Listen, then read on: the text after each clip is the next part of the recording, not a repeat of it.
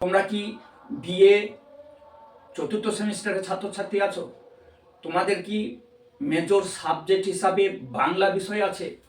অবশ্যই তোমাদেরকে এই পেপারটি পড়তে হবে।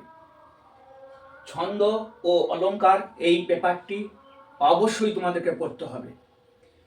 তোমরা জানো তোমাদের বিএ চতুর্থ সেমিস্টারে যারা বাংলা মেজর হিসাবে আছে, যাদের বাংলা মেজর হিসাবে আছে, তাদের 3টি পেপার পড়তে হবে।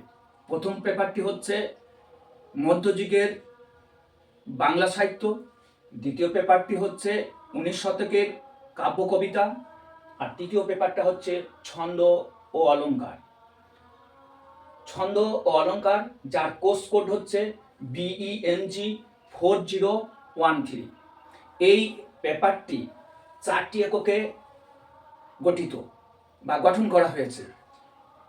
যে প্রতিটি এককে যে মূল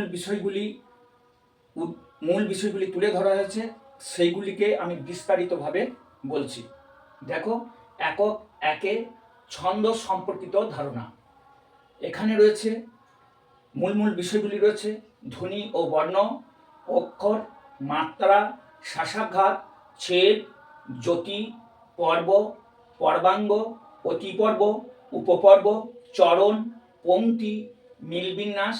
বাংলা ছন্দের রীতিগত বিভাগ থেকে রয়েছে মিশ্র কলাবৃত্ত, সরল কলাবৃত্ত, দলবৃত্ত। এই ছিল একক একে। একক দুইয়ে রয়েছে বাংলা ছন্দের গঠনগত বিভাগ। এখানে রয়েছে একপদী, দ্বিপদী, ত্রিপদী, চৌপদী। রয়েছে পয়ার, মহাপয়ার, অমিত্যাক্ষর, মুক্তবন্ধ, গদ্য ছন্দ, সনেট। এছাড়াও রয়েছে বাংলা ছন্দের বিবর্তন, ছন্দ লিপিকরণ। এই নিয়ে একক 2। একক 3 রয়েছে অলংকার সম্পর্কিত ধারণা। এখানে রয়েছে অনুপ্রাস, যমক, শ্লেষ, বক্রতি, উপমা, উৎপ্রেক্ষা, রূপক, অপহুতি, সন্দেহ, নিশ্চয়, ভ্রান্তিমান, ব্যতিরেক, সমাসক্তি, অতিশয়োক্তি, বিষম, অসঙ্গতি, ব্যজস্তুতি, বিরোধাভাস, দৃষ্টান্ত। এই ছিল একক 3।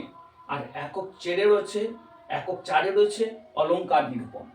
এই 4টি একক তোমাদের একক নিয়ে এই ছন্দ ও অলংকার এই পেপারটি গঠিত। আমি বিস্তারিতভাবে তোমাদের কাছে তুলে ধরলাম। যদি এই ভিডিওটি তোমাদের ভালো লাগে প্রচুর করে বন্ধুদের কাছে শেয়ার করে দিও। যদি কোনো প্রশ্ন থাকে কমেন্ট বক্সে জানিয়ে দিও। তোমরা ভালো থেকো, সুস্থ থেকো।